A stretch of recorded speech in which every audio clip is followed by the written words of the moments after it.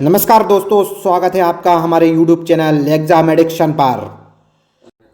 दोस्तों, आज के लेक्चर में हम चर्चा करेंगे नीति आयोग के बारे में, क्योंकि इससे रिलेटेड क्वेश्चंस आपको हर एक एग्ज़ाम में देखने को मिलते हैं, चाहे वह बैंक हो, रेलवे हो, यूपीएससी हो, एसएससी हो, या फिर ये कह सकते हैं ऑल स्टेट पीसीएस एग्ज़ाम में इससे रिलेटेड क्वेश्चंस पूछे जाते हैं। दोस्तों, नीति आयोग को जानने से पहले इसके बारे में एक बेसिक इन्फॉर्मेशन ये भी है कि योजना आयोग, जिसे हम प्लानिंग कमीशन के नाम से जानते थे, उसको रिप्लेस करके नीति आयोग का गठन किया गया है। अर्थात जब 2014 में केंद्र में एनडीए की सरकार आती है, तब प्रधानमंत्री मोदी जी योजना आयोग की जगह नीति आयोग लेकर आते हैं।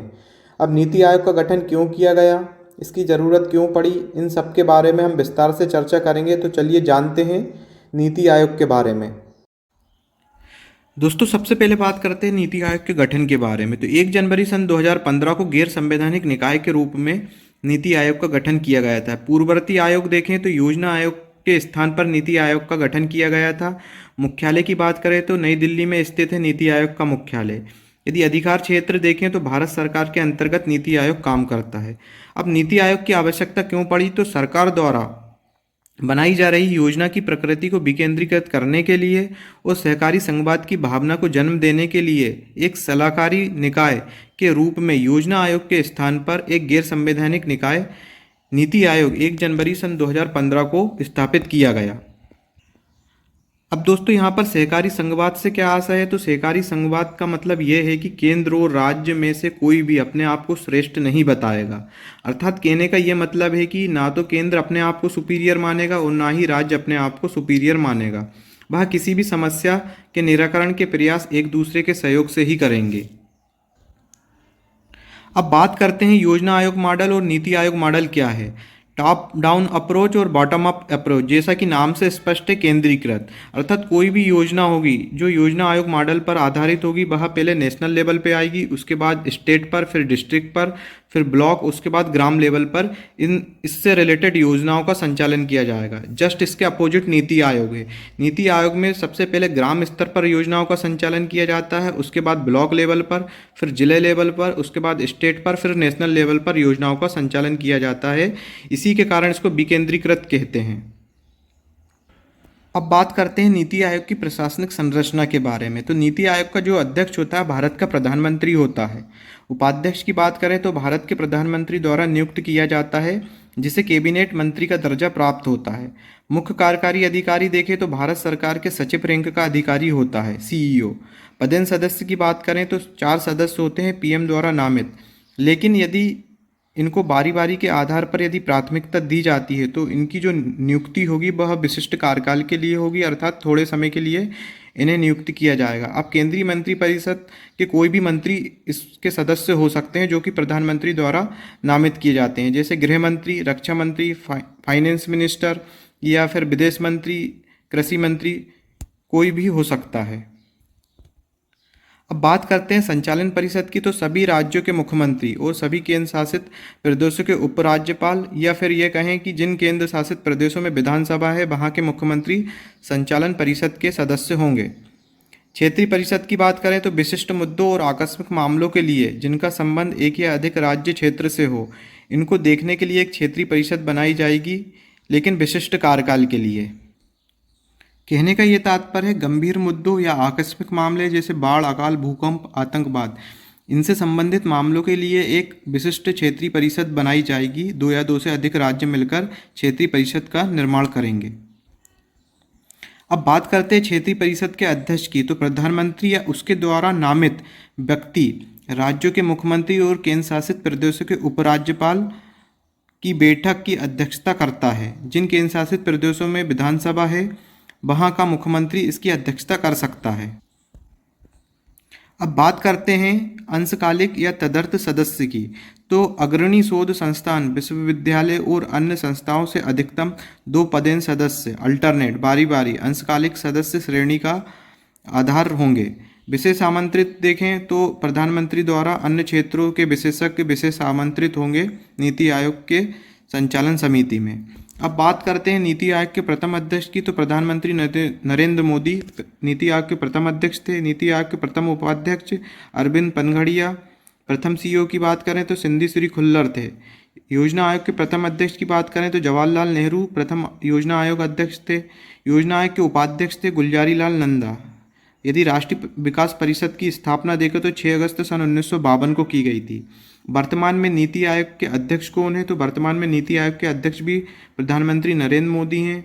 उपाध्यक्ष हैं राजीव कुमार, और अभी जो वर्तमान में सीईओ हैं अमिताभ कांत हैं।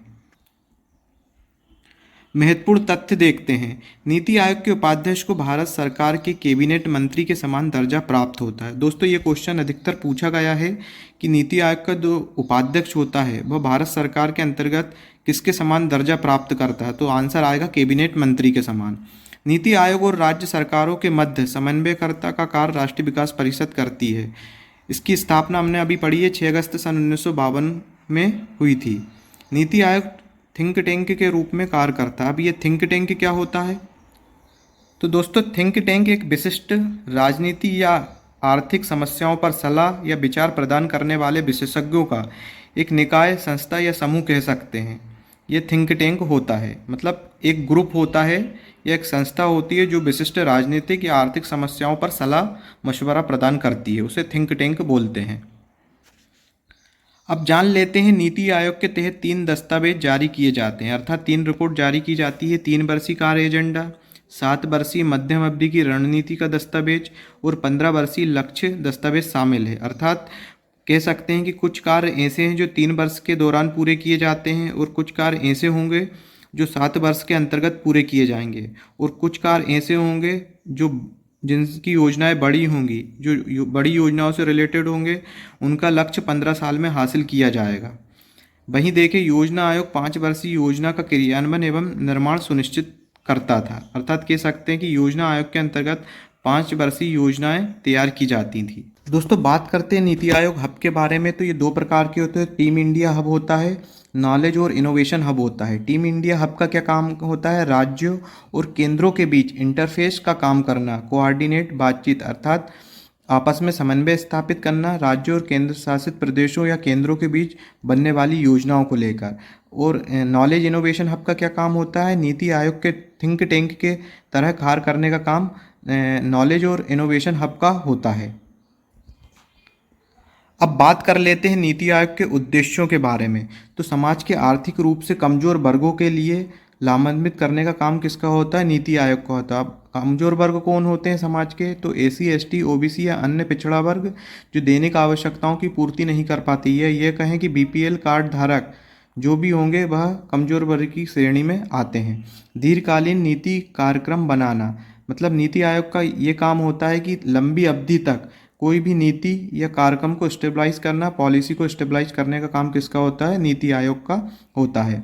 राष्ट्रीय सुरक्षा के हितों में आर्थिक रणनीति और नीतियां शामिल करना, कहने का यह तात्पर्य नेशनल सिक्योरिटी के अंतर्गत इकोनॉमी, स्ट्रेटेजी और पॉलिसी को इंक्लूड करने का काम किसका होता है? नीति आयोग का होता है।